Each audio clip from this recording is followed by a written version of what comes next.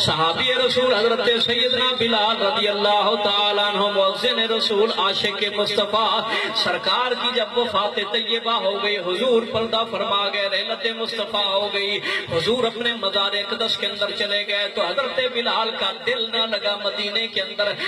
انہوں نے مدینہ چھوڑ دیا، شام کی بستی خولان کے اندر جا کے وہاں پہ رہائش اور سکونت اختیار کی۔ کسی نے سوال کیا بلال مدینے میں کیوں نہیں رہتے؟ فرماتے ہیں یار مدینے میں جب گلی میں چلتا ہوں تو سرکار کا چلنا یاد آ جاتا ہے،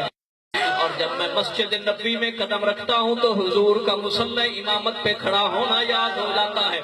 اور جب میں جمعے پہ آتا ہوں تو سرکار کا منبر پہ کھڑے ہو کے خطبہ دینا یاد آ جاتا ہے، اور نبی کے گھر کے ارد گرد چکر لگاتا ہوں تو سرکار کی حیات پاک زندگی مبارک یاد آ جاتی ہے، اور دل سہ نہیں سکتا، میں جدائی میں رہ نہیں سکتا، اس لیے میں مدینہ چھوڑ کے جا رہا ہوں، وہاں جا کے سرکار کو یاد کرتا رہوں گا۔ شام کی بستی خولان میں چلے گئے، عرصہ گزر گیا، وقت وفات آ گیا بلال کا، اور اس بات کو بیان کیا مولا روم دانائے علوم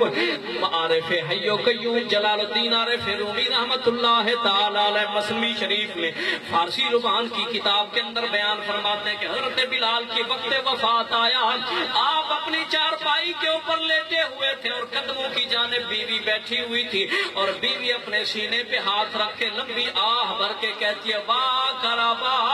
واہ حزنا، ہے افسوس ہے افسوس۔ بلال نے پوچھا، آنکھیں کھولی اور فرمایا اے میری بیوی کیوں رو رہی ہو اور کیوں افسوس کر رہی ہو، کیا وجہ ہے اپنے آپ کو پریشانی کے اندر ڈال رہی ہو؟ بیوی نے عرض کی کہ اے عاشق رسول، اے صحابی مصطفیٰ، اے مؤذن مسجد نبوی، یاد رکھو جب زندگی تھی آپ کی ہمارے ساتھ رہتے تھے، حضور کی باتیں سنایا کرتے تھے اور نبی پاک کی ایام زندگی کے حالات سنایا کرتے تھے، سرکار دو عالم علیہ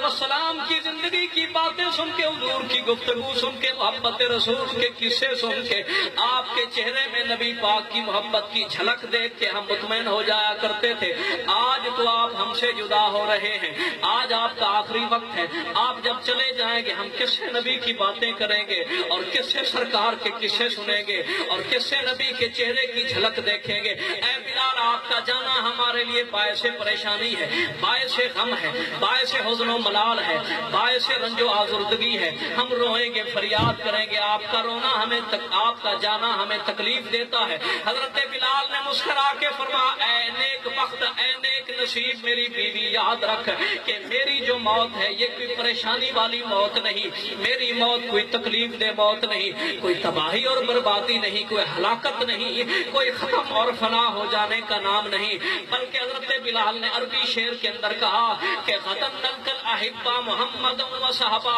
اے میری بیوی سن لے، میری موت تکلیف دہ نہیں بلکہ پریشان کن بھی نہیں، میری موت باعث خوشی اور باعث فرات ہے۔ تجھے تو یوں کہنا چاہیے کہ خوشی کا مقام ہے، خوشی کا مقام ہے، کیوں؟ اس لیے کہ ابھی میری جان میرے جسم سے جب جدا ہوگی تو اگلے ہی لمحے میں میرے نبی کی خدمت میں حاضر ہو جائے گی، میرے نبی کے صحابہ کے پاس پہنچ جائے گی، میں جب اپنے محبوبوں کے ساتھ مل جاؤں گا، اپنے دوستوں کی بارگاہ میں پہنچ جاؤں گا تو میرے لیے تو موت انعام والی ہے اور تحفے والی ہے اور یار کو یار سے ملانے والی ہے، تو پریشان نہ ہو، میری موت تکلیف دینے والی نہیں، مجھے نقصان نہیں ہوگا، مجھے اس موت کے اندر فائدہ ہی فائدہ ہوگا، بلکہ یہ موت تو میرے لیے لاکھوں زندگیوں سے افضل ہے کہ جس نبی کی یاد کے اندر ہجر مصطفیٰ کے اندر ملک شام کی گلیوں میں چلتا ہوں اور مدینے کی گلیوں میں ڈھونڈتا ہوں، مسجد نبوی میں تلاش کرتا ہوں، ابھی چند لمحوں کے بعد جب میری روح میرے جسم سے نکلے گی تو فوراً نبی کی روح کے ساتھ ملا دی جائے گی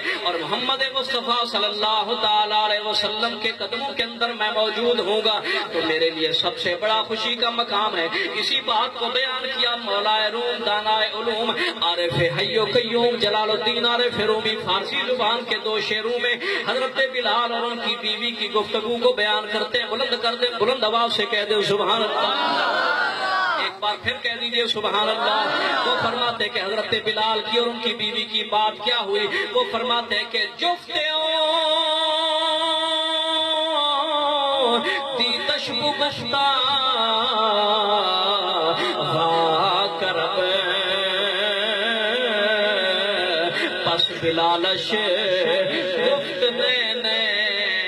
وات رب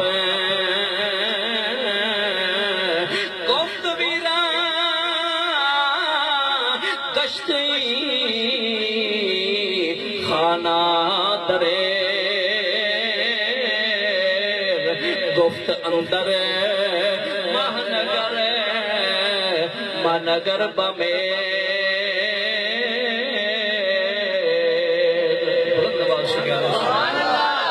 یہ تو فارسی کے شعر تھے اسی لیے پڑھے کیونکہ بزرگوں کی کلام ہے پڑھنے کا مزہ ہی کچھ اور ہے. اب اس کا مفہوم سمجھ لیں. حضرت مولانا روم مولانا رومی رحمت اللہ علیہ جن کا ترکی کے شہر کونیا میں مزار ہے مثنوی شریف کے اندر فرماتے ہیں وہ فرماتے ہیں کہ حضرت بلال کی بیوی نے دیکھا کہ وقت آخر ہے بلال ہم سے جدا ہو رہے ہیں تو انہوں نے رو کے کہا واہ کرب ہے افسوس یہ کیا ہو گیا بلال تو جا رہے ہیں. حضرت بلال نے فرمایا نہ اس طرح نہ کر یہ موت کوئی تکلیف دہ تھوڑی ہے بلکہ تو کہ واہ تارا واہ واہ خوشی کا مقام ہے فرحت کا مقام ہے سرور کا مقام ہے کہ دوست اپنے دوست سے مل رہا ہے. بیوی نے پوچھا کہ اے میرے سرتاج اے میرے شوہر نامدار آپ کیوں خوش ہو رہے ہیں وجہ کیا ہے؟ انہوں نے کہا کہ اے میری بیوی تو سوچ رہی ہے کہ تھوڑی دیر بعد گھر ویران ہو جائے گا میں چلا جاؤں گا اس کو نہ سوچ تو بادل کو دیکھ رہی ہے میں اس کے پیچھے چھپے ہوئے چاند کو دیکھ رہا ہوں. تو بادل کو موت ایک پردہ ہے. حضرت علی سے کسی نے پوچھا کہ موت کیا ہے تو فرماتے الموت سترن موت ایک پردہ ہے جب تک پردہ ہے تو تم آخرت کو نہیں دیکھ سکتے جب پردہ ہٹے گا قبر میں پہنچو گے تو سب کچھ دیکھ لو گے. موت ایک پردہ ہے. حضرت بلال نے فرمایا تو بادل کو دیکھ رہی ہے جو چاند کے آگے پردہ بنا کے کھڑا ہوا ہے موت کو دیکھ رہی ہے تو موت کو دیکھ کے تکلیف دے الفاظ استعمال کر رہی ہے تو پریشان ہو رہی ہے. میں اس موت کے پیچھے اپنے نبی کو دیکھ رہا ہوں نبوت کے چاند کو دیکھ رہا ہوں تو آگے بادل کو دیکھ